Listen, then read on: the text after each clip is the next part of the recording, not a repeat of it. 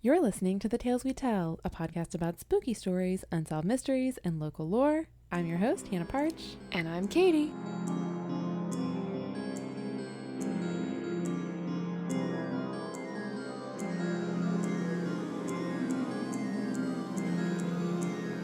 Welcome back! First time I've had to do that. Since doing it in front of people. I know. And that was scary and fun. Mm-hmm. It was very fun. It's good to be outside of your comfort zone. It is. And I'm glad that I have people like you and Morgan who will push me outside of my comfort zone. Because I was just sitting in the corner and you guys were like handing out drinking games and introducing yourself to people. And I think by the time I had I was about to say, you went around and talked to people too. Yes. You handed out stickers. Yes, that was after my shot of whiskey. And 2 tables rejected me outright, which was fine. But you kept going. I kept going and we got somewhere. It's just so fun to... Hey, do you guys want some free stickers? No, we're good. It's like, okay. It's fine. Just so you know, I'm about to be talking a lot into that microphone, so you might want to leave. Yeah. If you hate it. Anyways, if you came to the live show, thank you. If you are listening to us because of the live show, thank you, extra. And welcome to a better audio recording. Yes. Oh gosh, I am very sorry. I think we mentioned, Tony, who did our sound at the first live show and who helps us a lot.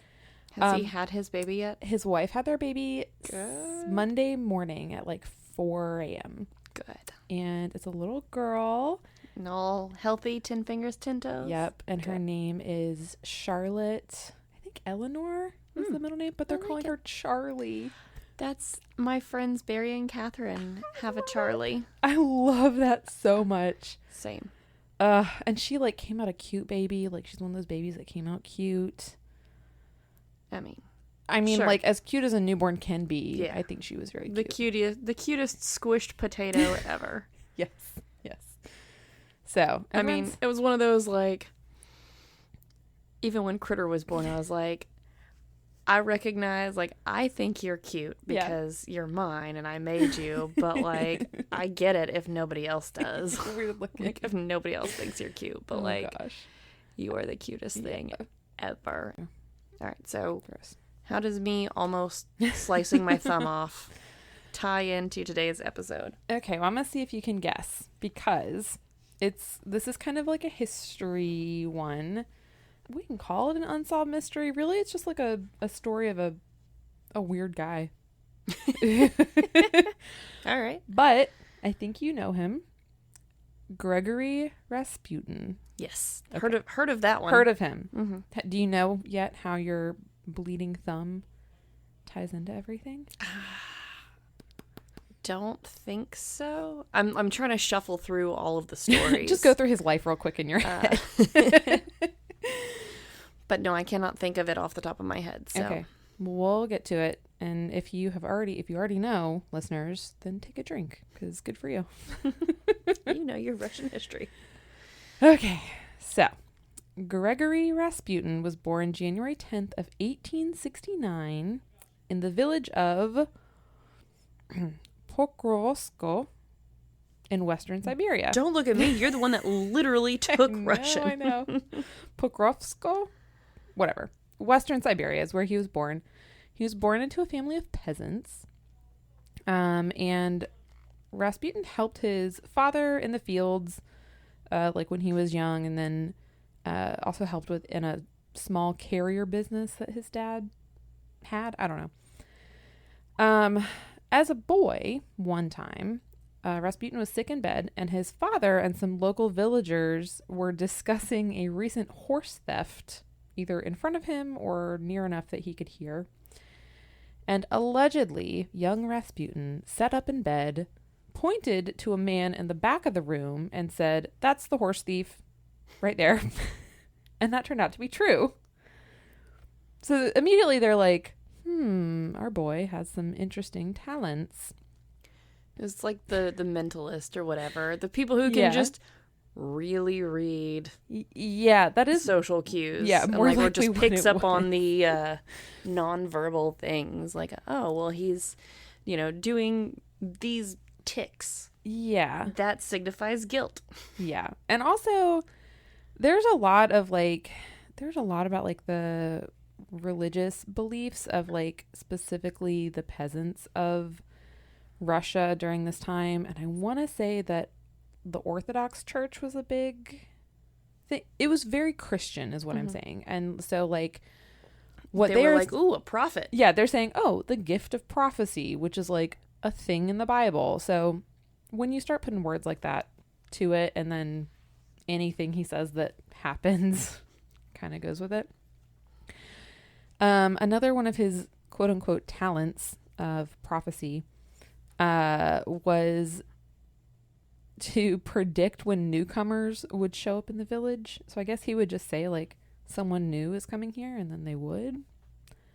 Okay, well, I don't have an explanation for that one. I don't really know. It doesn't seem like a useful talent, but I mean, were there fields kind of like on the edge, like our outskirts of town, and so like he'd be out working the fields and maybe like take a break and climb a tree as little boys like to do, and be like, oh, there's someone on horseback. I'm gonna go tell someone real quick. And be like, someone is on their way to the village. Very possible. I don't know. Who knows? However, little Rasputin also quickly got involved in petty crimes. One of our petty criminal boys. I mean, if nothing else, he sounds like just a regular boy. Well, that, and also just a too smart for his own good kind of a thing. Yeah. He's, over intelligent, understimulated kind of a thing. Yes. Like he's too smart, not enough to keep him busy. Yes. Or not enough challenges, like working the fields or working this carrier business. Leaves him bored. Yeah, he's bored. He's bored. Yeah. So he needs a challenge. Yes. And he needs excitement. Yes. So fair. He ran with, quote, a gang of toughs. Adorable. He was described, even though he's like the village prophet, I guess, he was also described as foul-mouthed and violent, and also became a well-known horse thief, ironically. Well, he knows how to spot him. I know.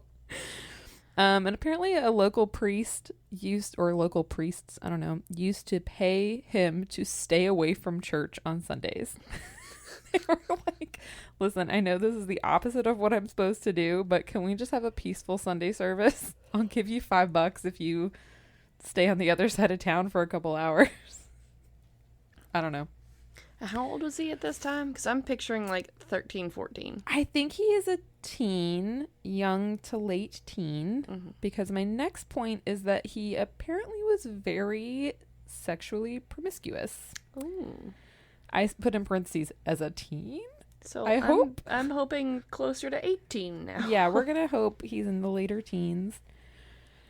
Okay, this is a quote. He gives me the ick for a lot of reasons. Okay, this is a quote.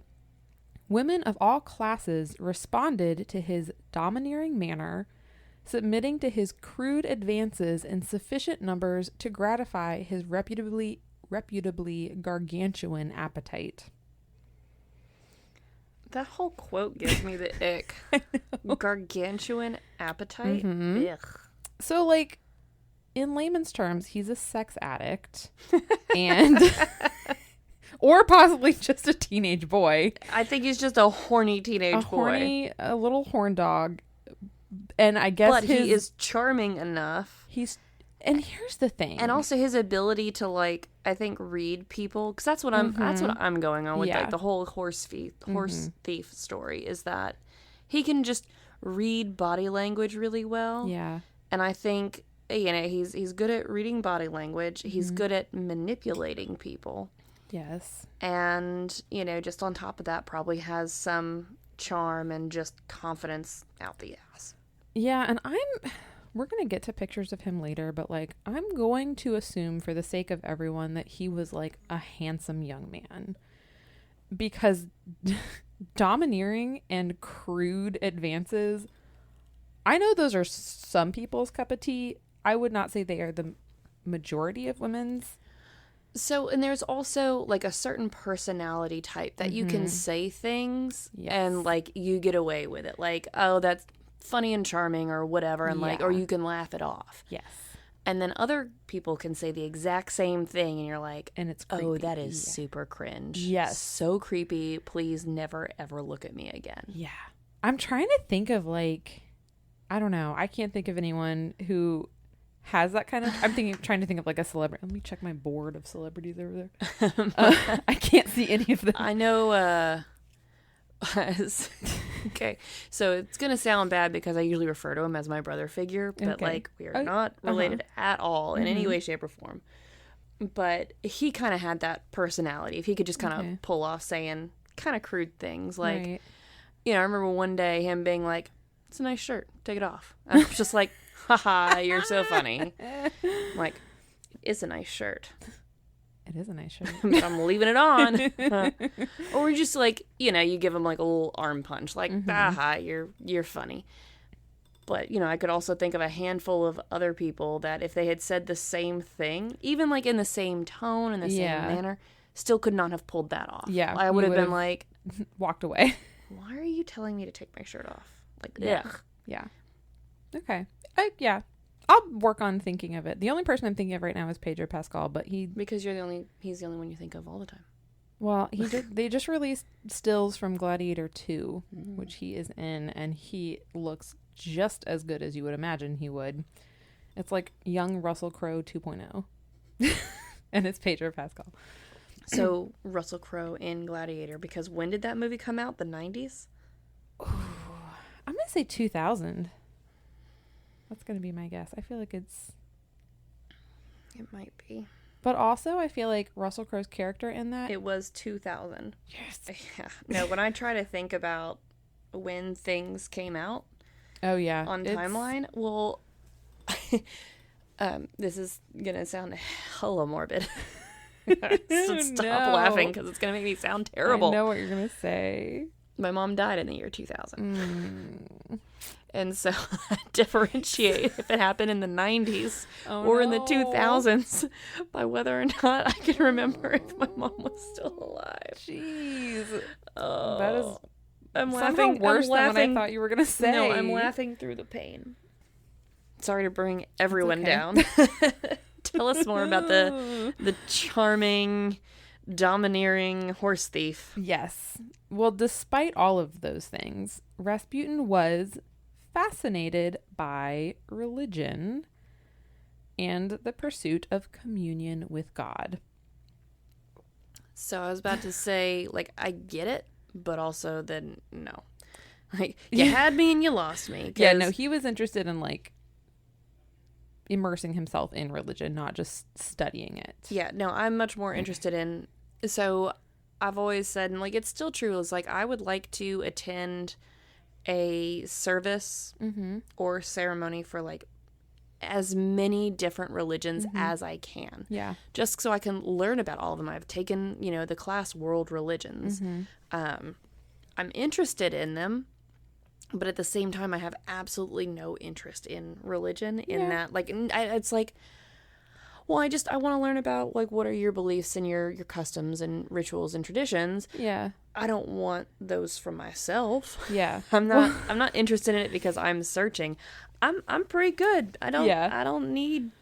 Well, and especially all the ones that are not, like, mainstream Christianity, they're really interesting because of their, like, liturgy and rituals. And, like, I remember, I think it was part of one of my religion classes in college where we had to attend, like, the service of a religion that wasn't our own. And I think that was it. Anyways, I went to a Jewish synagogue, and it was, like, so cool. Like, I mean, not trying to, like, trivialize that, but it was just very fascinating because it was so outside of what I had ever experienced, and there's so much meaning behind everything. When I believe it was middle school, one of my religion classes,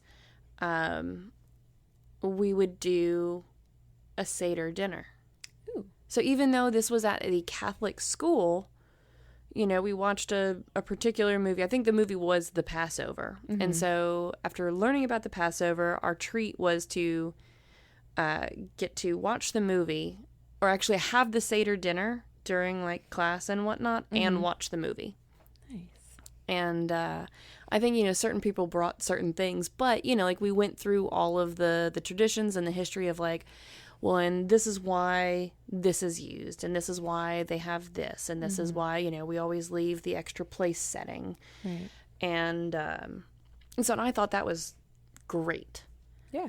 I mean, I have, you know, no interest again in having religion in my life, but I just, you know, I love learning the different customs. That's why I love travel so much in general. I agree. However, that was not Rasputin. That was not him. He was interested in becoming a monk. Oh. Which the man who, the boy who was can't paid to stay away from church. Yeah. And who can't keep it in his pants. Wanted to be a monk. Yes. I think he's an egomaniac kind of a thing. Yeah, I think he's definitely a narcissist. Yes, for sure. That's the word I wanted there. Was definitely a narcissist. And like, I think that whole interest in communing with God was more of like, he wanted to be God. Mm-hmm. Shall I take a sip? Just go ahead and take a little sip. You're on the right track. So he would visit a nearby monastery called, I'm not going to try to say how it's called. Anyways, he would visit for weeks at a time, and the monks were always willing to talk to him and, you know, like have discussions with him. And after his first extended visit with the monks, he returned to his village completely transformed physically. He had grown a beard. He had given up smoking and drinking. And he, quote, spoke in a disjointed way. I don't know what that means. And so, like, a lot of people were like, well, this is weird. You're weird. Like, what have you been smoking up there? Yeah. But just as many people found him intriguing and, like, bought into everything. And so he would essentially, like, preach to or at people and, like, lead them in hymns, and, like, he just kind of like established eccentric. Yes. And he established himself as like kind of a religious figure. And he was just clearly charming enough to pull that off. Again, it's just he had some kind of charm that I don't understand. But I have to imagine he was like very, very charming. It's just, I think he just understands people and knows, again, he knows how to manipulate people. Yeah. And he knows it goes beyond like, you know, I can mask. I can be, I'm like Jell-O. I'll fit into whatever mold you need me to be in. Like, I can mask and, you know, make you fall. I used to joke when I was single. I was like, I could make someone fall in love with me in a night. Ooh, could you?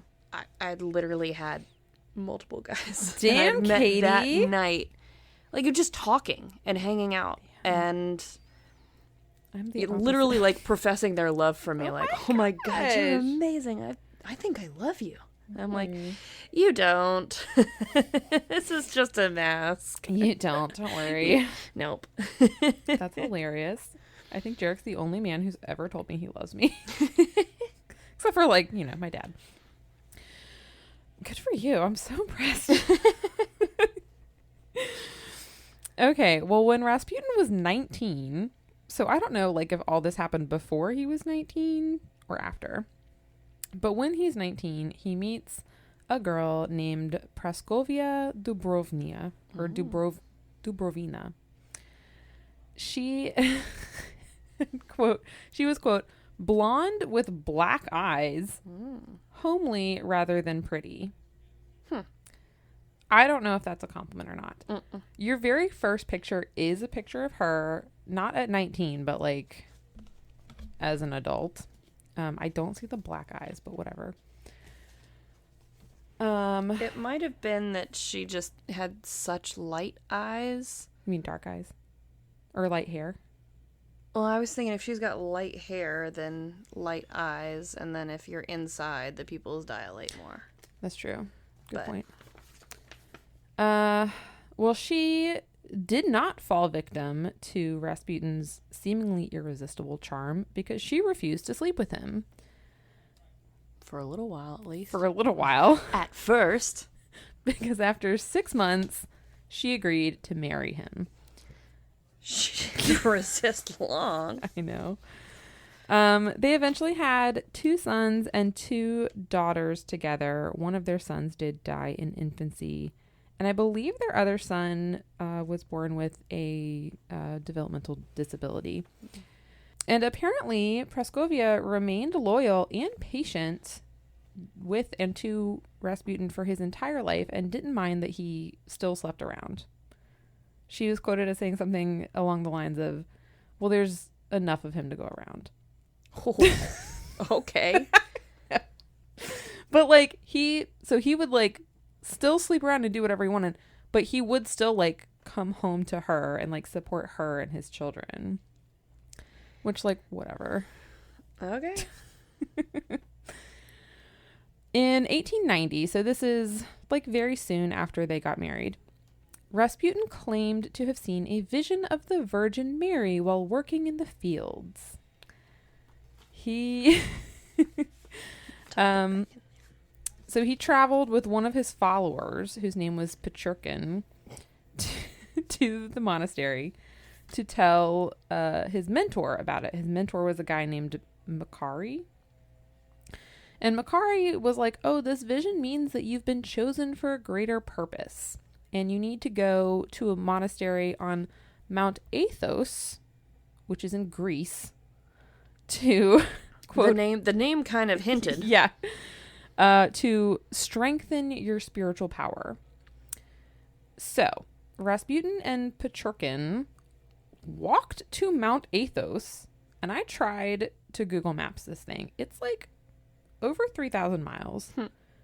Like basing on, because like the village where he's from, I don't think is around. So I was just like somewhere in Western Siberia to Greece. According to Google Maps, this would only take 44 days. I'm sure in this time it took a lot longer than that.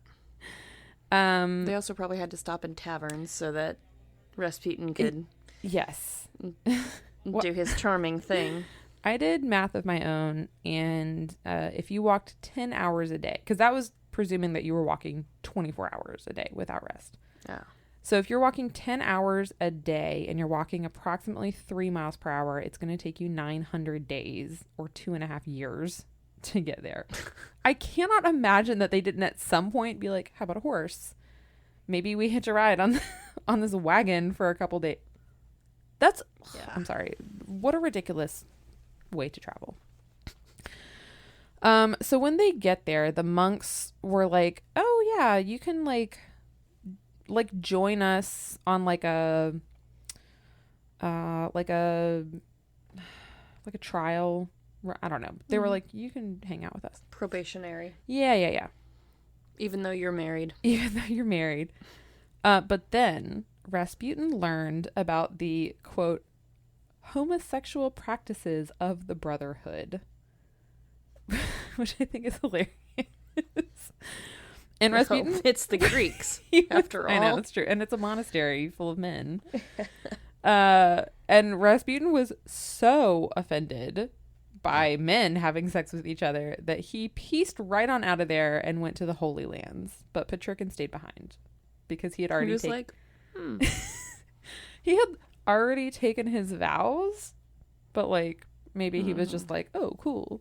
This is not a bad place to hang. Yeah, I don't mind it here. So Rasputin goes to the Holy Lands and fucks around for a couple years. He comes back to... Same as Petrurkin, maybe. Probably. He stayed in Greece and fucked around. When he returned to Russia after 2 years, he began praying all day. He began not eating meat. And he became what was known as a stranic, which is like a spiritual nomad, just kind of on like a never-ending journey of self-discovery and just kind of like a... I'm picturing like John the Baptist. Me of Siddhartha. Oh, yeah, that too. Yes, well, of different... An ascetic, but... Yeah. But yeah, so just like wandering around. Mm-hmm. He also practiced, this was so weird to try to explain. So he practiced a kind of religion or whatever. He had a belief that sin, especially through sex, so especially sexual sin, could bring you closer to God. Oh, gosh. And so the idea was that you were kind of purging the body and soul through like sexual exhaustion. Yeah. Sinning. Yeah. It's like we'll sin enough to get it all out of our system. And apparently there's a certain sect of Russian Orthodox. Is it kind of like fighting fire with fire? Yes. Yes. Like dissolves like? Yes. But he was taking this, so he was basically whoring around and calling it like purification. And like there was one story where he went somewhere by train and How did he not have like 50 STDs? I know. I mean, like, just based on how this is described. It's so filthy. But so he took a train ride somewhere and he would always like take female followers with him, like presumably willingly. And this woman like later described it as saying like, oh, I must have been really sinful because he had to purify me like multiple times. And I'm like, Cult leader. yes, very much. Okay, so put a small break on Rasputin and his STDs, probably. Please, because he's giving me, like, I'm just feeling like queasy. Yeah. Big, major ick. So much ick, yes. Yeah.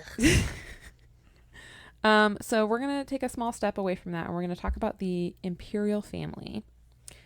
So the ones we're interested in are Nicholas II and his wife Alexandra, also known as the Romanovs, which you might be familiar with if you've seen the animated masterpiece, Anastasia. And it is a masterpiece. That is great. That's one of the best non-Disney animated films. Is Rasputin in? Oh yeah, is he? He's voiced by Christopher Lloyd. He's an amazing character. Historically inaccurate. Spoiler. I'm gonna watch it again now. In it. Well, so Nicholas II is the Tsar of Russia, and when he was only 26, is when he became the Tsar because his father Alexander III died. So that was 1894. And he marries Alexandra, and they had, I wrote 3, but then I wrote down 4. So they had 4 daughters by 1901. Oh, thought you were going to show me something? I was just verifying that, yes. And also I forgot that John Cusack voiced Dmitri. Oh. But yeah, no, Christopher Lloyd was Rasputin. Okay. And then, his bat I do remember familiar, the bat. Bartok, Hank Azaria. Oh. Yeah. Oh my gosh. But also, like, now that I think of it, I'm like, yeah, no, I could totally hear that. That dude has a lot of voices. Well, your second picture is the Imperial Family. I forgot to tell you that. So they have 4 daughters, Olga, Tatiana, Maria, and Anastasia. That's Anastasia. By 1901. And obviously, if you're a monarch of sorts, 4 daughters doesn't mean shit. You gotta keep going until you get that boy. So in August of 1904, they finally had a son named Alexei, who, by the way, was 11 pounds at birth. What? No. And he's like not a big kid. Like he's a normal to smallish child. I mean, I'm a normal-ish sized person. Were you 11 pounds when you were born? I was 9 pounds. Jeez. I was also 9 pounds, but I'm also not a smallish person. So Alexei, our 11-pound baby, was born with hemophilia, which is how we are connecting your thumb to the story. The blood. So hemophilia is a blood clotting condition which causes you don't clot, right? At this point in history, life expectancy for someone with hemophilia was only 11. And this is fun. Just because you were most likely to like skin your knees, Yeah, kind of a you thing would as likely- a kid, and yeah. then bleed out. Yeah, it's like the disease doesn't kill you. The effects of small injuries kill you, essentially. Death by 1,000 cuts is more like death by 2 cuts. Yes, exactly. Death by skinned knees. Ugh. I've got that on the brain because Critter skinned his knees this weekend. Poor kid. Mhm. By the way, I did think of you a lot during this just because you're like the mom that I'm closest with. And I was like, I cannot imagine the anxiety of raising this child. So first, a little fun fact, a common treatment of hemophilia, because essentially it was just like you had to wait for painful bruising, essentially, which is what would happen to heal. A common treatment was aspirin. A blood thinner? Which is a blood thinner. They didn't know it was a blood thinner. It was, I guess it was around. What'd they do? Like wash it down with some vodka? Probably. It's Russia. That's why I said don't vodka. know. Oh, whiskey. By the way, I've realized this weekend that I don't like vodka anymore. So no more vodka lemonades? No, I made myself a vodka lemonade and I drank part of it and I was like, I don't like the taste of it anymore. So I made Did you just use cheap vodka? Well, I used vodka that's been in my freezer since lockdown.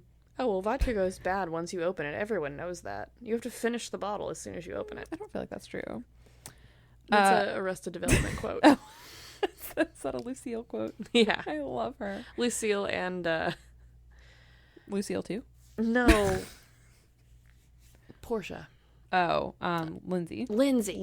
Yeah. I was like, it starts with an L. Yeah. She's like, and he's like, oh, and you finished a bottle. And she's like, yeah, it goes bad as soon as you open it. Like, you have to finish it. He's like, I don't think that's true. That's not how it works. That's what Mom said. Well, I did pour it out and make a whiskey lemonade, which in my opinion is much better. So, Alexei's hemophilia was quite severe. So small cuts or bruises could become very serious. And he would often experience these, quote, attacks resulting from very mild injuries. And apparently the only thing to do really was to have him rest and wait it out. But elevate, rest, don't move. Yeah. Keep pressure on it. Yeah. But the hemorrhaging and the bruising that it would cause could be like excruciatingly painful. And several times he came pretty close to dying. And like some of the descriptions are just very sad because he's a little boy. And I almost put in here because I was reading about him and there was like a whole section about like how he was basically like a brat as a kid. Like he's a young spoiled heir to the Russian throne. Well, it made me immediately think of Secret Garden. Oh yeah, where the boy's in a wheelchair and Yeah. he's an all-out brat. Yes, this sounded And it's because he's like treated, like all precious, yeah. and he's like, I just want to be a normal boy. So Yeah. it's this little, It's like that little boy who's, plus he's the heir to the throne. yeah, he just like everyone's always walking on eggshells around him, so he just wants to push everybody. Yeah. He wants somebody to push him back. Yeah. And so I left out much of that description because then I got really sad about his hemophilia. But his parents kept his condition a secret, so the public did not know about this. And Nicholas and Alexandra were desperate for some kind of medical treatment that would help their son because it's got to be frustrating when you have like literally all the money in Russia and you can't help your child who's suffering. Like they're just like, we should be able to help him. We have all the resources and they can't. So one of Alexandra's closest friends one day told her about this peasant-turned-holy-man called Rasputin, Grigori Rasputin. And in 1906, having exhausted all other options and during a particularly serious attack, she sent for Rasputin. So, by this point, Rasputin had become known as a healer in addition to like a holy man. Well, he had to up his game. Yes. He'll heal you with his dick. For some people, yes. Yeah, if you're a woman. If you're a small boy, no. But he... Okay, so with his charm, he was also described as having a calming effect on both people and animals. So they said that's also why he was a good horse thief, because he could just like... I mean, think of how Jarek is with animals. Yeah. He could just like charm any animal, and apparently was just like good at calming people. People made a big deal also about his eyes, describing them as hypnotic. And I'm going to read you this description of his eyes, and remember that people are like, he's so calming, hypnotic, and then we're going to look at a picture of his eyes. So, quote, flax blue, with a strange brilliance, depth, and fascination, his gaze was at once piercing and caressing, ingenious and astute, direct and remote. That person just wanted to use all the words. Yeah, I mean... Caressing. Like, you trying to make yourself sound smarter by saying it was this, but it was also the exact opposite of that. Your eyes be ingenious and astute? Those aren't adjectives that describe eyes. Well, the whole piercing is not common. No, correct. No. Yeah, no, like, I know people. I'm related to people with piercing blue eyes, and, like... I mean, they don't freak me out or anything like that. I don't mean that. But, like, they are piercing. I'm like, you are. Like, when we make eye contact, and it's like, yeah. Mm-hmm. You want to look. I'm listening to what you're saying. Like, yes. Well, go ahead and look at dear Rasputin's eyes. Well, I mean, based on the picture of Maria, his daughter, that she was in that picture with his wife, she got his eyes. I can already tell. Mm-hmm. I mean... At least by description alone. Yeah. Look at how calm. Aren't you not calming? Don't you feel calmed by? He's creepy. He's intense. I tried to find the creepiest pictures of this man. Every picture of him is creepy, mind you, but like, his eyes are the least calming thing I have ever seen in my life. They're terrifying, and I don't know. I'm sure part of it is because it's intense. And, like, he's got to be doing that on purpose, too, right? Like, you think, like, when he's normal and, like, not, like wide-eyed staring at you. Like, I can see into your soul. Right? Like, you're like, that's, like, what he's trying to project. Yes. And it's probably like, I'm going to stare at you and make you uncomfortable, so that you start revealing some of your tics and your tells. Yes. I'm going to make you think I can see into your soul. And then I'm going to tell you something about yourself. And it's really going to freak you out. Yeah. His eyes are terrifying, in my opinion. It has to have been, like, something in his voice, too, to, like, go with, you know, that intense stare. And then just be like, you're okay. Like, I see into your soul, like, you've been hurt, but you won't be hurt anymore. I mean, that just sounds creepy, but it does sound creepy. I don't have his skills at calming people. You do have his skills of making people fall in love with you, though. Again, it was literally for like a night. I know, but if we ever get like a few moments, like a free night, like if we ever have a friend who's doing a bachelorette party, and we just, you know, obviously nothing for real, but like, I want to see it happen. Okay. I want to see you make. I mean, nothing ever happened with these guys. Like, literally, I know. I would just want to observe. No. I don't know if it works if there's someone else in the room watching the whole time. Well, I mean, all the times I can think of, I was in a group of other people, and I just ended up talking to one person. And... I love this. This is like a rom-com. We're gonna be out, and I'm gonna pick someone and be like, that one. Make that one fall in love with you. I'll try. Yes, I love it. Okay. Putting it on my calendar.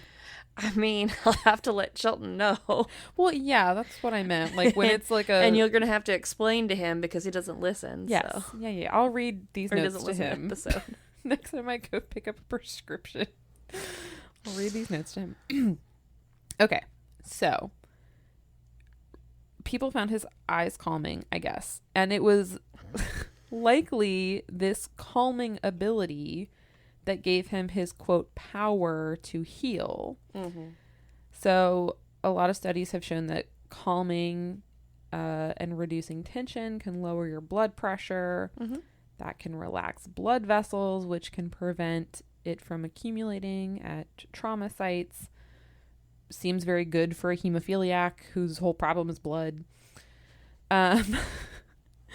So, and another thing is that when he would tend to Alexei, he would like prevent other medical intervention. He would say like, don't let the doctors come bother him. Like, I'm going to do my thing. And so like, instead of giving the child a blood thinner, this man is saying, let's create a calming environment. And then Alexei started to get better because a calming environment is better than a blood thinner. Yeah. So like, or even if it's still a calm environment, but with the blood thinner, it's still better than the blood thinner. Yes, exactly. So the first time he ever met the Imperial family, he prayed over Alexei, and allegedly Alexei began to almost immediately improve, which our theory is he just created a calm environment and got the doctors to stop giving him aspirin, maybe. And Alexei was like, oh, it's not some guy who's going to poke and prod at me and make me take medicine. Like, yes. Okay, I can chill. Yes. Like, it's just a dude who wants to pray. Like, I can deal with that. Yeah, and like maybe he had his eyes closed so he wasn't looking at him.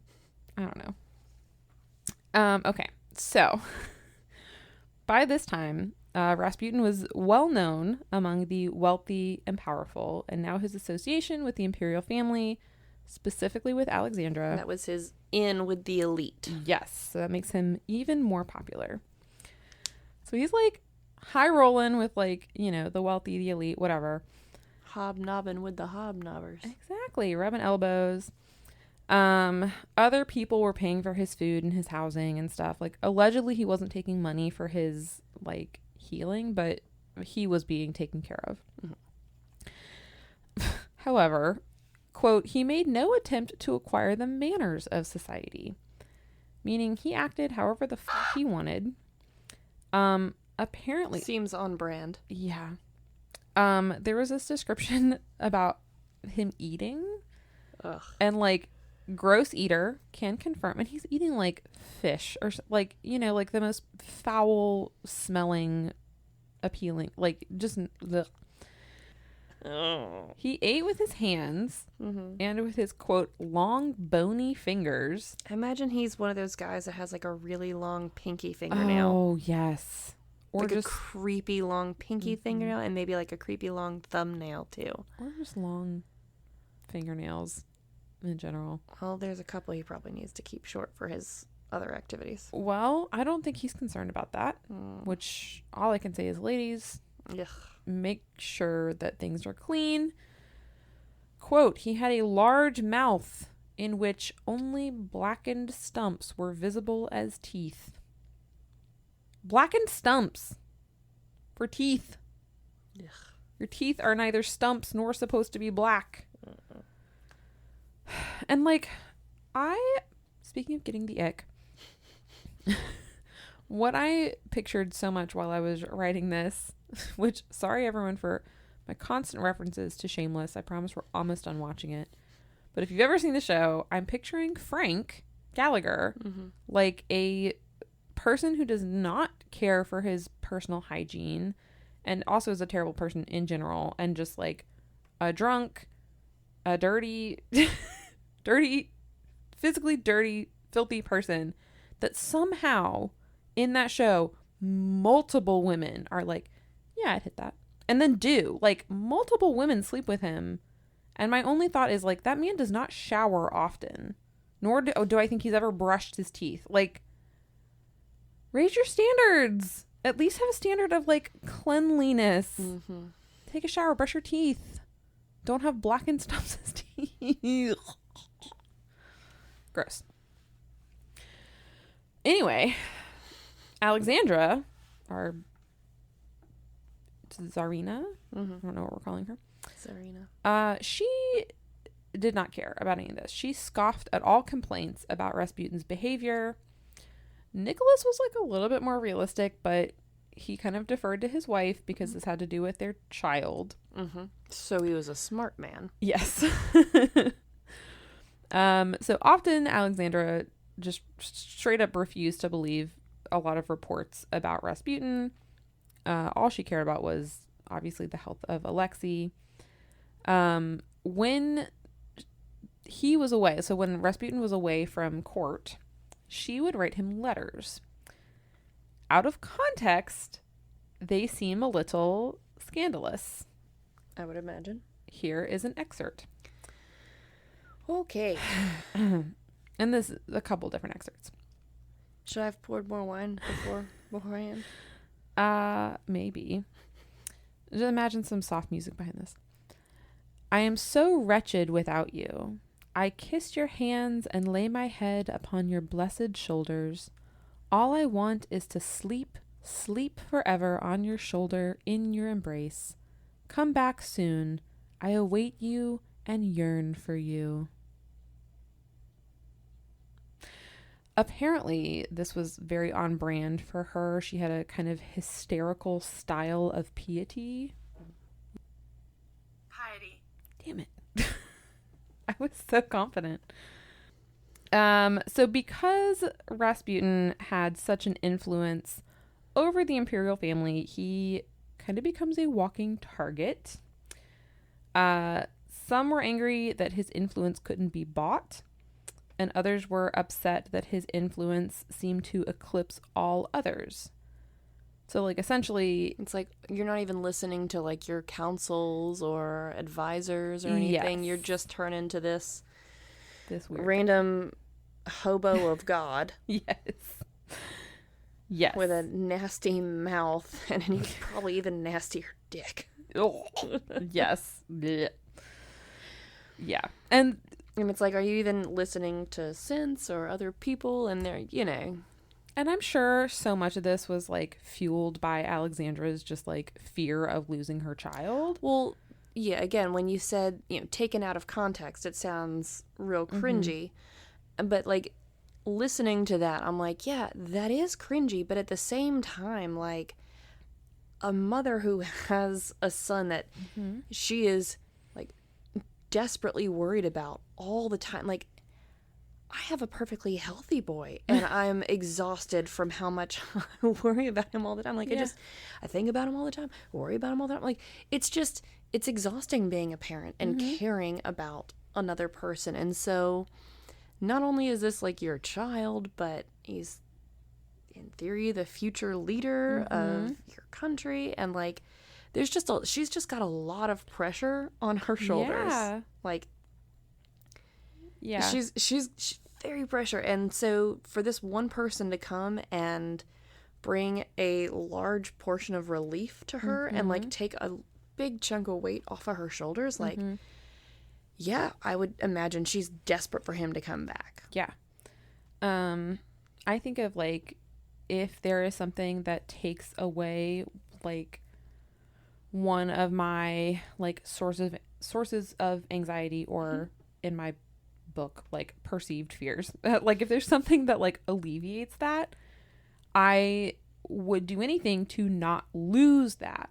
And funny enough, my therapist did sort of recommend one of the treatments for OCD is essentially just, like, not acceptance, because that sounds terrible, but, like, accepting, like, needing these comfort things. Like, if there's something that alleviates the, like, compulsion, then just have that thing and don't be upset about it. Critter has a lovey, Ellie.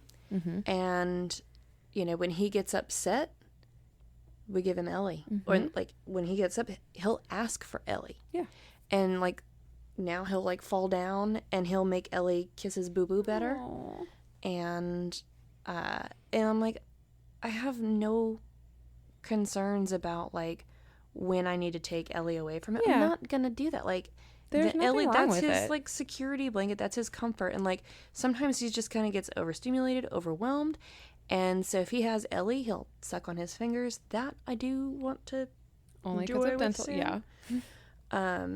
But he holds, fingers in the mouth, holds Ellie with one hand, and uses the other hand. He strokes her ear. Oh. And that's just like his calming, centering, grounding, like repetitive thing. Yeah. And it just mellows him. Yeah. And I have no problem with him needing Ellie. Yeah. And like, when he's real tired and upset about something, Ellie, Ellie, and we get him Ellie, and all better. I love that.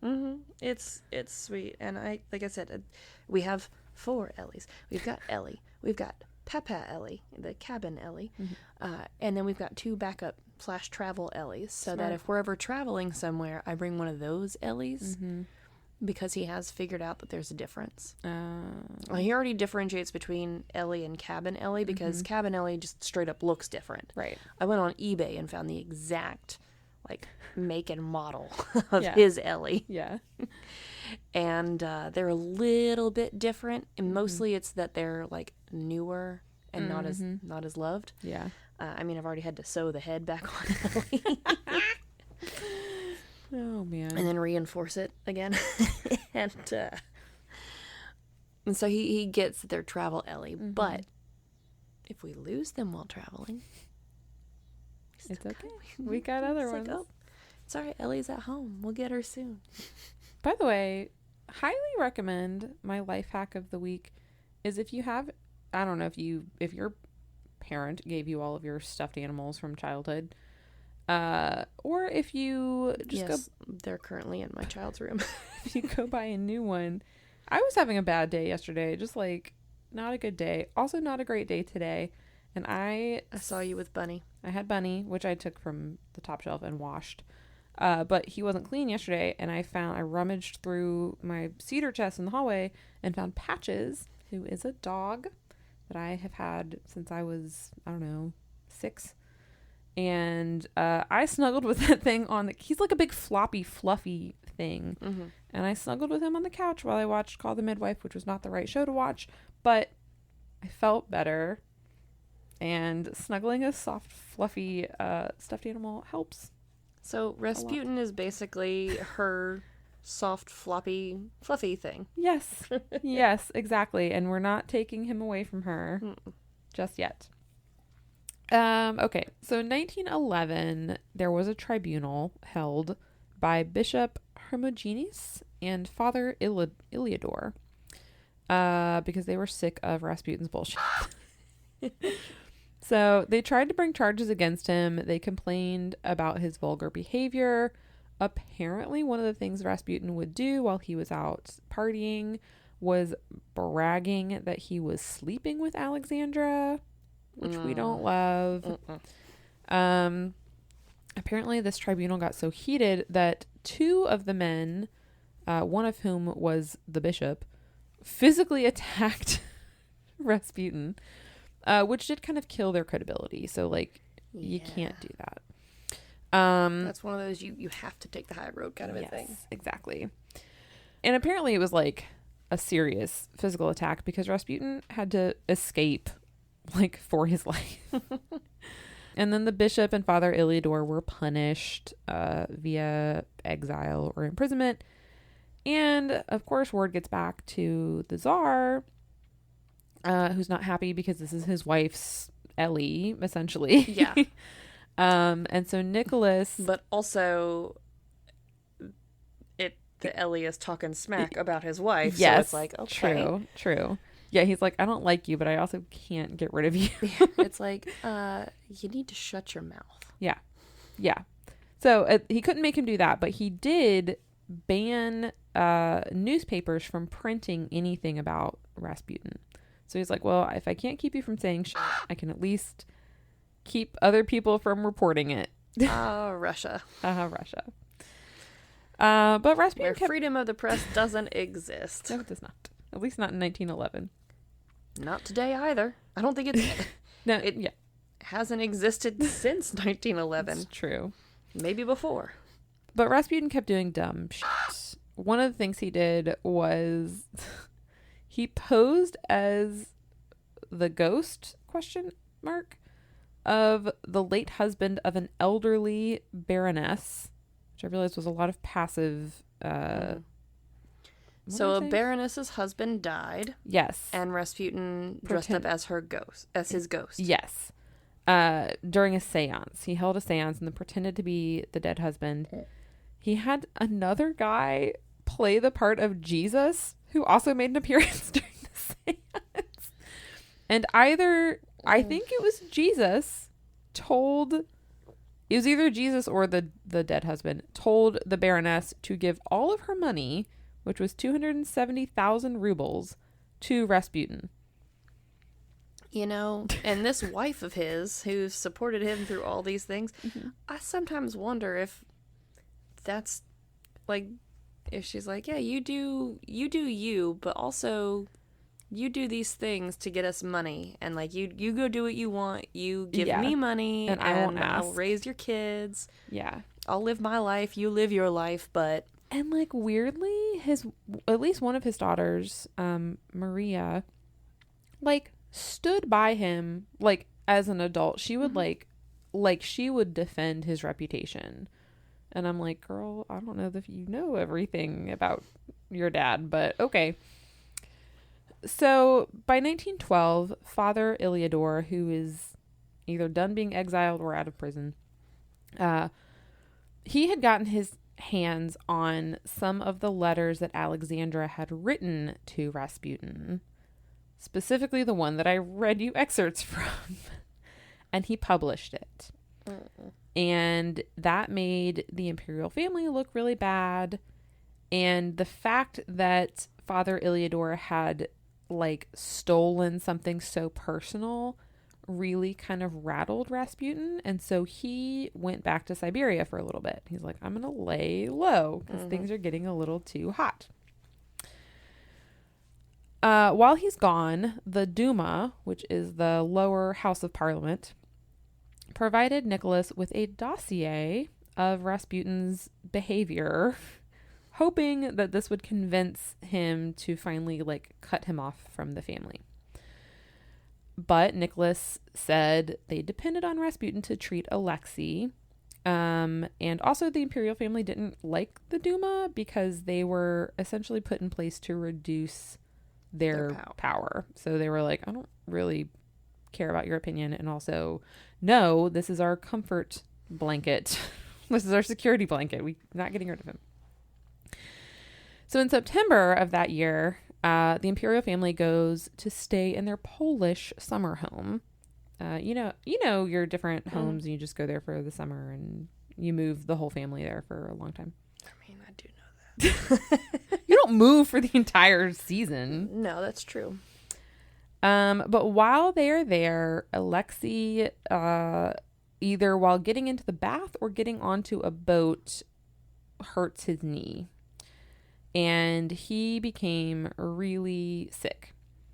One source said that he started to get better, but then during a carriage ride, the carriage was so, like, bumpy, it jostled him. It jostled him and caused the bruise to rupture again. And it says eventually he developed a large tumor where the bruise was. I don't know if they mean a tumor or, like, a boil. Maybe like an edema thing. Yeah. But he was in a lot of pain. This is where some of the really heartbreaking accounts of, like, just this child. He gets to be a brat because he doesn't get to be a child. Yes. And, like, I cannot imagine just sitting there with your child who's just, like, screaming for you to stop the pain and you can't do anything for him. I get heartbroken when Walker and I are out watching the trains and the trains aren't moving and he keeps asking me to make the train move and I'm like, buddy, you're like, I wish I could. I can't. I don't control the trains. I'm sorry. I can't make the arm go down. I can't make the trains move. So this situation with Alexei goes on for 11 days and he's only getting worse. He's not improving.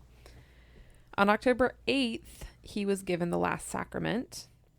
And his condition was finally made public because the family is like asking for public prayers. They're like, they really think he's gonna die.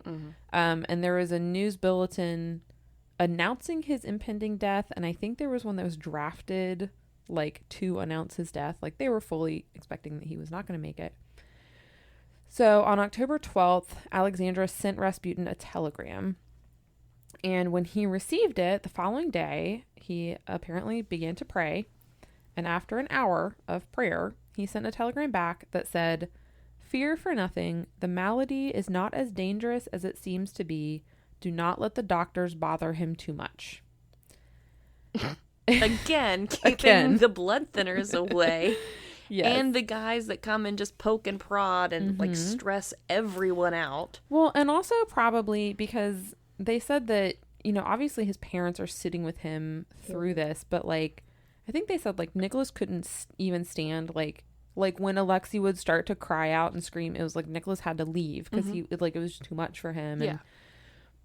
And so like, imagine then hearing from like a source that you trust with your whole life, he's going to be fine. It's not then as bad as you can relax. You calm down, and in turn your child calms down. Like the feeling in the room is different. Remember a couple of weeks ago, Walker tripped and fell and bit his tongue. Oh yeah. And I caught myself. I was freaking out because his mouth was just full of blood. And I was like, oh my God. I was like, wait, no, I stay calm so you can stay calm. I'm like, all right, buddy, I'm so sorry. It hurts. Like, what hurts?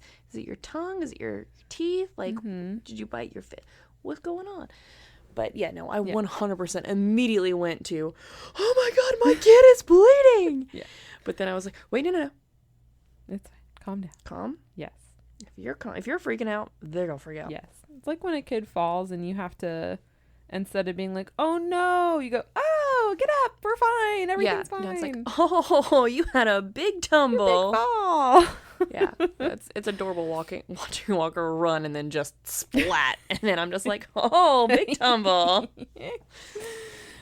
He calls it out too. He'll say, oh, big tumble. Big tumble. Big tumble.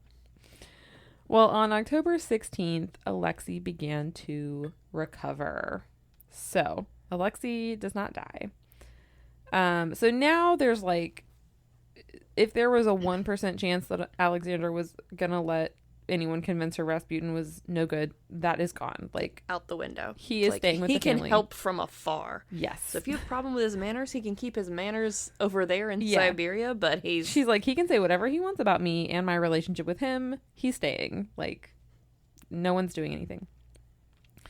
So over the next few years, Rasputin, who now knows he's like definitely not going anywhere. Untouchable. Yes. He wields his influence like he is untouchable. He could essentially dictate who would be hired, who would be fired. All of his interests were in his own, or all of his decisions. Self-serving. Yeah, they were all self-serving. Because he is a narcissist. Like, he's not doing this for the good of Russia or for the good of the family. Like, he's doing it to make himself seem better. And to the public, his power did seem unlimited. So they're like, rightfully a little concerned. It's now 1914, and a little thing called World War I has happened, which I don't know if you know, Russia was pretty involved in. So their economy's going to shit, and many of the... Oh, I was like, what does that sentence say? Many were critical of Nicholas's decisions during this time because they were aware that Rasputin was like likely behind a lot of stuff. Many believed the Tsar would only act with Rasputin's prior approval, which wasn't really true, but like might as well have been. And in June of 1914, like at the very start of the war, there had been an assassination attempt on Rasputin, which was not successful. The first of many. Yes. So, 1916, a couple years into this, a far-right politician named Vladimir Purishkevich, along with Grand Duke Dmitry Pavlovich, who was Nicholas's cousin, And Prince Felix Yusubov, a gay aristocrat. His life sounds very fascinating. Yeah, can we do an episode on him? I know. I mean, if he's like openly gay. Well, first they described him as like 1914. I mean, or he's 16. He's married to a woman, so like, but also pretty openly gay. And he was described as like, oh, the most handsome man in Russia. And so I immediately looked him up. Obviously, I mean, like, he's pretty handsome. Where's my picture? I don't have one. It's Rude. This gets too much. So just remember, Vladimir, Dmitri, the cousin, and Prince Felix, the gay, cute one.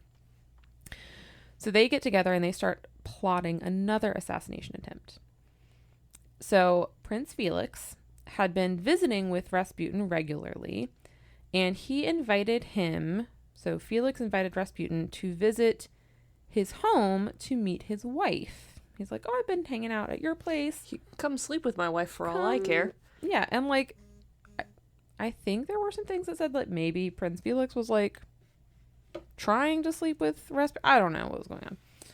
Rasputin's not into that. Obviously, he's very offended by it. Also, Prince Felix, you can do way better. Yeah. So he's like, why don't you come meet my wife on December 29th? How does that sound? So Rasputin's like, great. Love to meet your wife. I bet she's hot. So the plan was they were going to get Rasputin to Felix's home. They were going to poison him with cyanide-laced cookies and wine. Throwback to our Tylenol episode. Then they were going to throw his body into the frozen river so it could be discovered in the spring. They brought along a doctor named Stanislaus Lazovert to supply the poison. And they're like, this is a foolproof plan. What could go wrong? Obviously. So Rasputin accepts this invitation, but he also suspects that something is amiss, but he doesn't know what. Mm-hmm. He's like, something's like, weird. I'm surprised by this invitation. Seems a little strange. Like, you know, it's after Christmas. Mm-hmm. So it's not for like any like big Christmas party. Mm-hmm. And it's like so he, you know, like clearly still doesn't want me around in front of like their well-to-do friends. Mm-hmm. Because I'm sure he's aware of like the opinions of court and whatnot. So it's like, okay, so, you know, it's after Christmas, but people aren't around before New Year's. Just come over for dinner. We'll hang out. And it's like, you've been one of those people who don't like my manners. Yeah. I feel like it's when one of your, like, high school classmates messages you out of nowhere, and you're like, I'm pretty sure this might be an MLM thing. Oh, yeah. Where's the MLM? But I'm not sure. And so, like, the whole conversation, you're just kind of, like, answering questions, but you're like, I'm fine. How are you? Any new career change?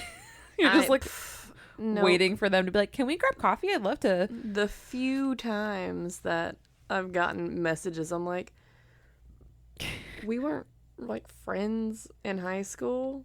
Mm-hmm. Also, that was high school. I have no interest in talking to you. Yeah, unless like I've gotten a couple like, hey, it's been so long. How are you doing? And I'm like, I just ignore it. I'm just like, no.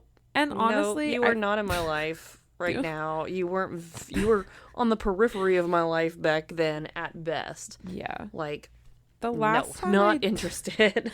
The last time I ever had any kind of message like that, which I think I was the one who sent it, it was because I was like, had a huge crush on this person. And it did not end well.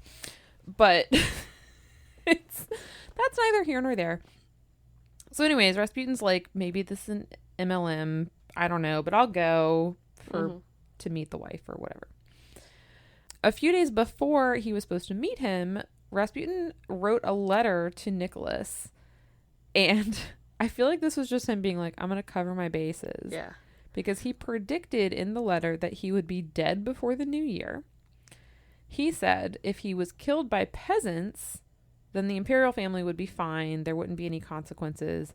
But if he was killed by nobles, quote, none of your children or relations will remain alive more than 2 years. they will be killed by the Russian people. Which again, like, you could just be making some good predictions based on, like, the political climate. Yeah, like, he has the temperature, yes. The political climate, blah, blah, blah, blah, blah. Yeah, he's like, if the noble people are going to assassinate me, then you're probably not far from it. They're about to revolt big time. Especially if they assassinate me and you guys react poorly to that. Then they're going to be like, well, they're super brainwashed by this nut job, so they got to go too. Yes. Okay, so there's various accounts of what happens next. I'm giving you what is more or less the account of Prince Felix, per his 1928 memoirs. And this is like the whole reason I wanted to do Rasputin. Okay. Not because I have a boo-boo on my thumb. Well, I knew that too, actually. I knew that was happening. And so you were a prophet I wrote too? this in the last 2 days. Okay. So they're supposed to meet December 29th, right? Mm-hmm. On December 30th, Rasputin arrives at Prince Felix's home around 1 a.m. This was like the planned time. They're like, let's meet really, really late on the 29th. So yeah, the late on the 29th, so that it's actually the 30th. Yes. I would already be... I'm like, no, man, I'm gonna be asleep. You like, should already be very suspicious. Like, 9 o'clock is a much better time if you want to do a late evening thing. That's still too late, honestly. Like 7. Like, if it's too late to start a movie, it's too late. Anyways, Rasputin gets there. They had prearranged to have cakes and wine laced with enough cyanide to kill several men.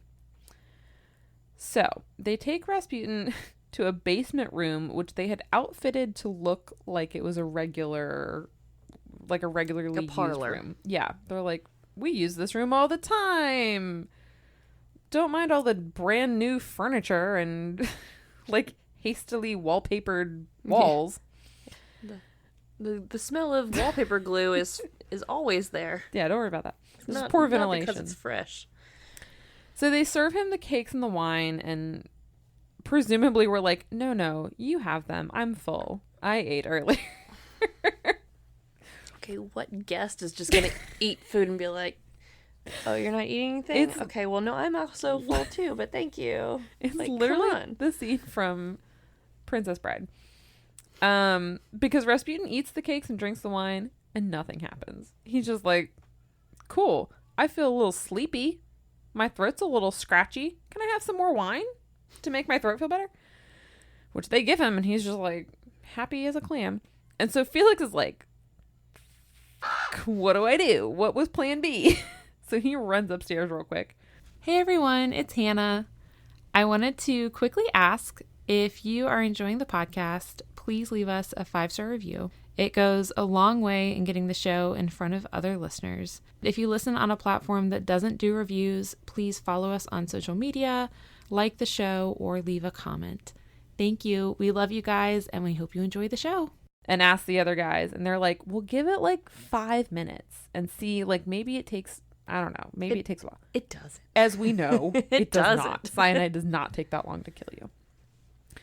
So Felix is like, all right. So he goes back downstairs. They have a cup of tea. Rasputin seems to be feeling better. His scratchy throat is not a problem. His tiredness has gone away. And he's like, hey, Felix, you got a guitar over there? Why don't you play some songs? Let's sing.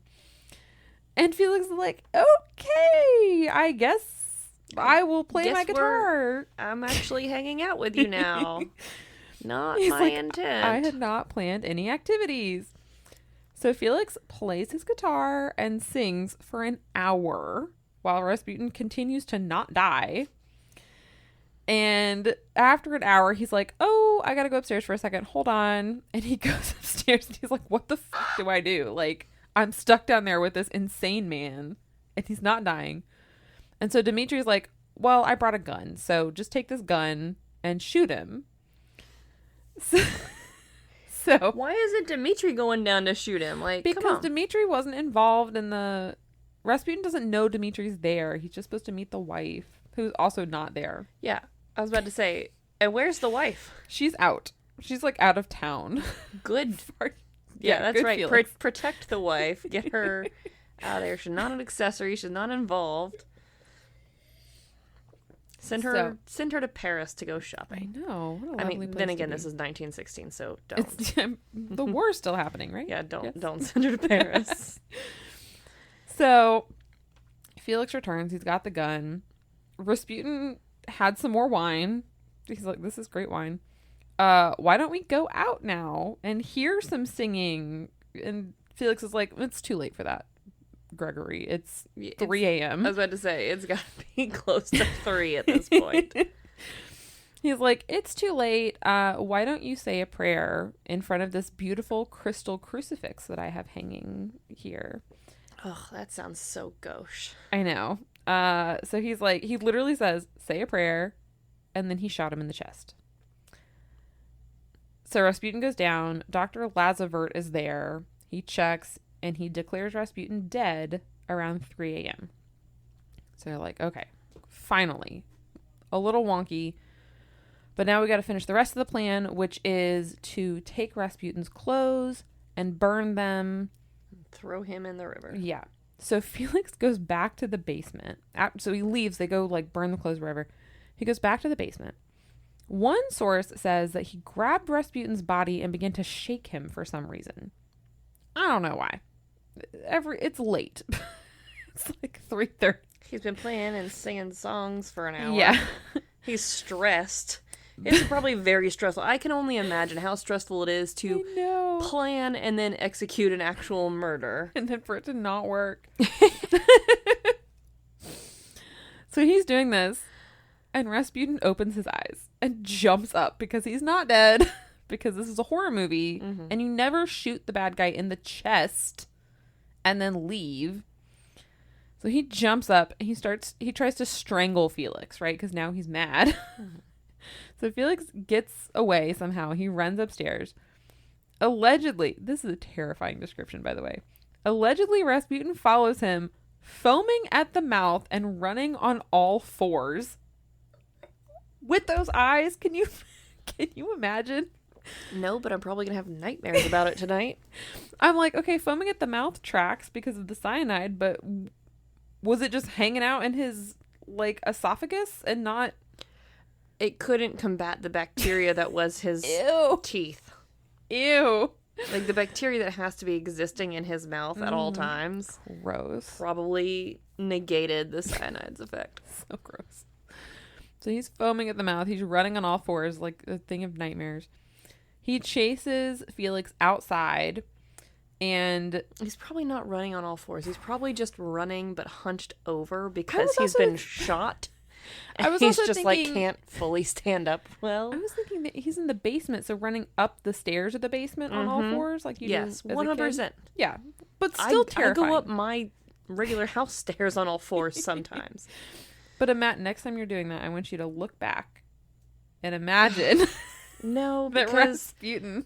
the only times I do that is if I am like beyond exhausted or drunk. And I don't need to like have that in either of those mindsets. I'm gonna put that together via Canva and AI, and I'll get with Shelton.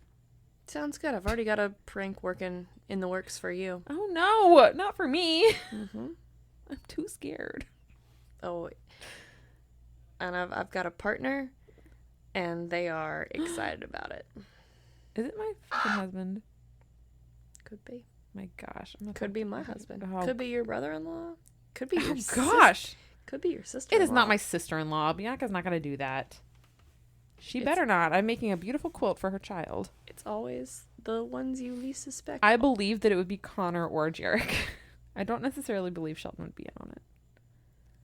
He might be in on it. I don't think he'd help orchestrate. He might think he would and then forget. I'm the forgetter. He not would agree him. to it and then forget about it. Okay, so he's... Also, don't forget that after you finish Bee's baby quilt, Walker's you need to start working on his Oh yeah, his big boy one. his big boy quilt.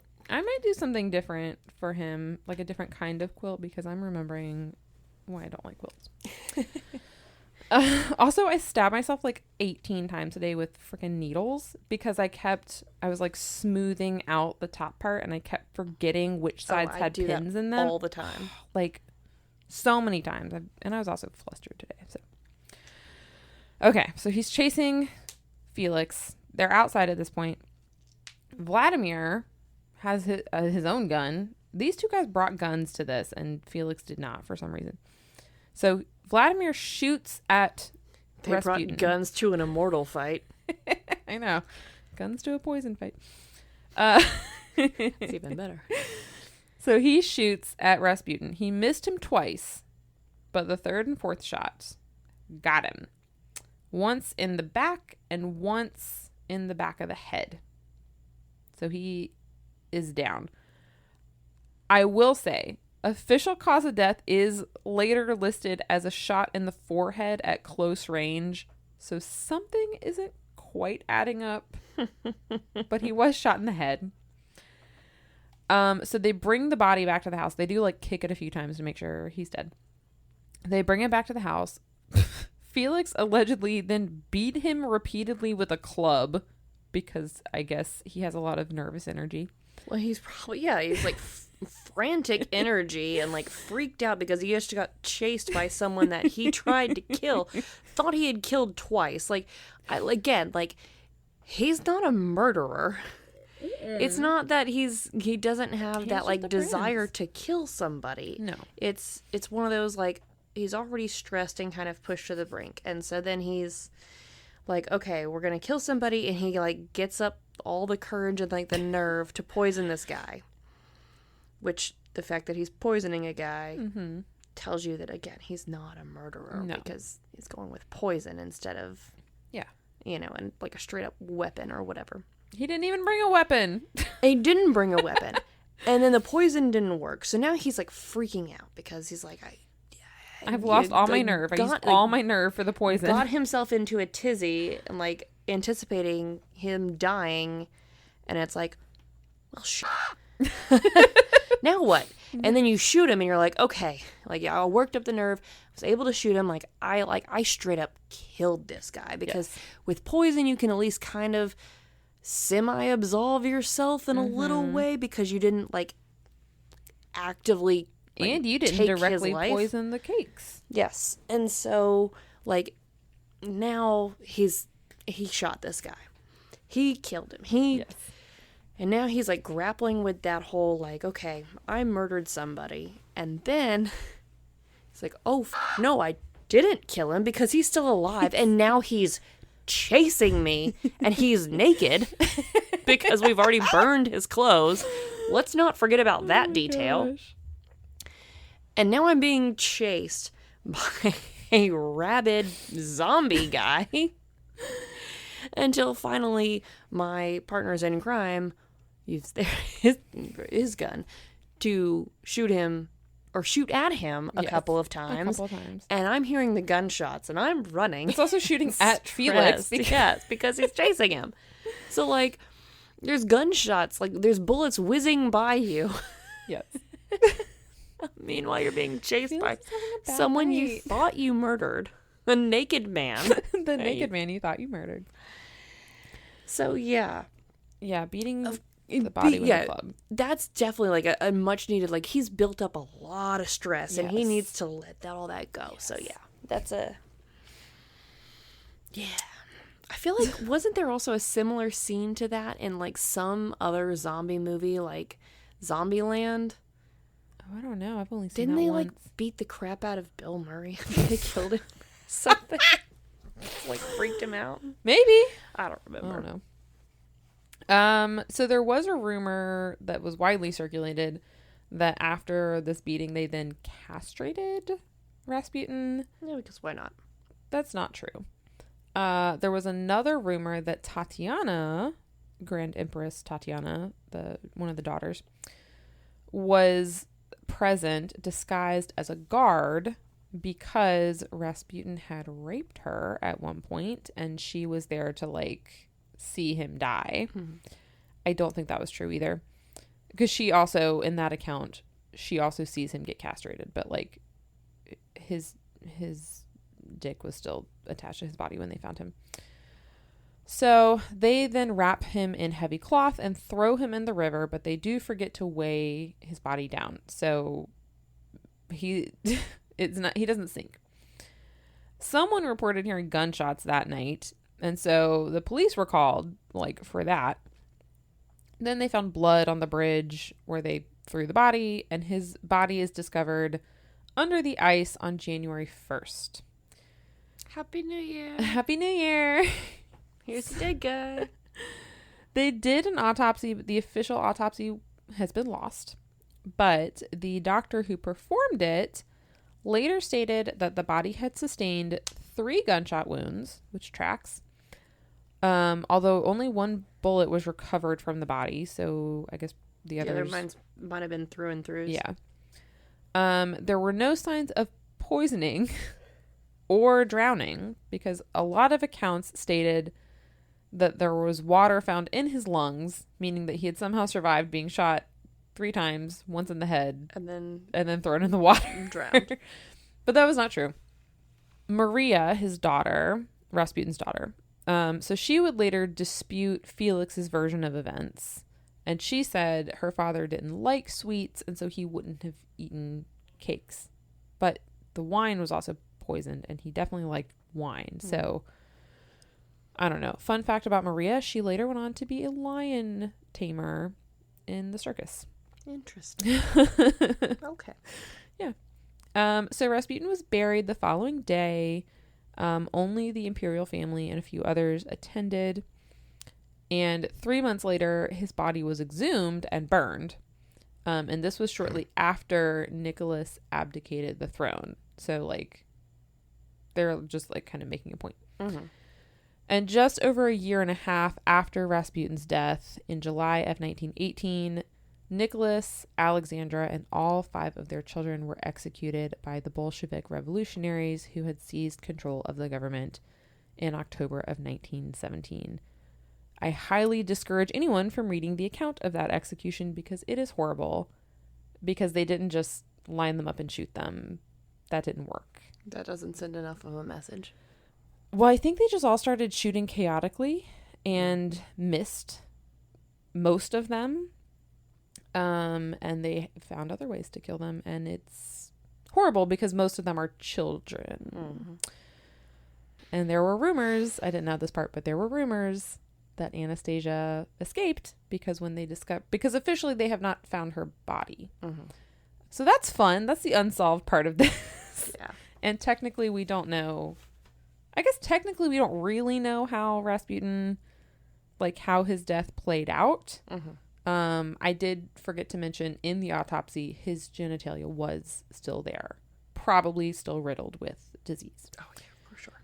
But that is the story of Grigori Rasputin. Now I really want to go back and rewatch the animated film, because especially when you're talking about like his long beard and his rotted teeth, like they got that right in the animated film. I'll post a picture of that with the. And I mean, just like anytime he's like doing anything, I'm still just hearing Christopher Lloyd's voice in my head, and it's fabulous. I'm hearing the song. Ra ra. Isn't it Ra Ra Rasputin, lover of the Russian queen? Yeah, but I also don't think of that one. I'm thinking of. Oh. That's for the youngins. I'm talking for the youngins. Ooh. I'm talking about us old millennials. They got his little bald spot pretty good too. His bald part. Did you see his bald part? Mm-hmm. Where he couldn't just part his hair a little bit to the side and cover that up. No comb-overs for Rasputin. No comb. Oh, he does have the nails. Mm-hmm. Oh, you're right. Gross. These are great though. I'm gonna rewatch. I'm gonna look up right now how to rewatch it. Yeah. Well, if you want to see pictures from this episode of old Rasputin and some others, his wife and daughter, Rasputin's creepy eyes. Charming eyes. Sorry, calming eyes. Calming. Piercing, but caressing. But correct. Yeah, no, skeevy. You can check out our Facebook and Instagram at The Tales We Tell Podcast. And if you want to see pictures but don't do the social media, check out our website, thetaleswetellpodcast.com. And if you want to support us and get yourself some sweet, sweet swag, check out our Redbubble store. Just search The Tales We Tell. We've got several different logos, and you can put that on anything. And if you want to support us but you don't need the swag except, I don't know, early access, commercial-free listening, sometimes some fun bonus content, stickers, love notes, and as always, our undying love and appreciation, become patrons at patreon.com. And we now have a YouTube. Yeah, we do. We have a YouTube channel. So that's just another way to listen if, Spotify or Apple Podcasts or whatever isn't doing it for you. But one of the easiest, quickest ways to support us is to go to YouTube, search The Tales We Tell Podcast, and like and subscribe to the channel, because the more subscribers we have, the more of a following and the wider reach that we have. So the more people can listen to us, find us and listen to us, so that when you're out in the world and somebody mentions something about Rasputin and you come in with all this fun, interesting facts that you've learned, other people will be like, yes, I learned that too from Hannah at The Tales We Tell. Yes. And you'll find more friends. So really, you help us help you. Yes. I also I was looking up the cast of Anastasia, and I got so confused and had to come on to IMDb because there are 4 people credited as Anastasia. Yeah, Meg Ryan and Lacey Chabert were the top 2 that I saw. Meg Ryan is the, I guess... Well, there's young Anastasia. Young Anastasia's Kirsten Dunst. Huh. And then there's adult Anastasia and young Anastasia singing. Yes. Which are also 2 different people. Voices. Very confusing. But you can watch it on Disney Plus, even though it's not a Disney movie. Huh. Everyone thinks it is, so. Might as well be. It's animated. Bye-bye.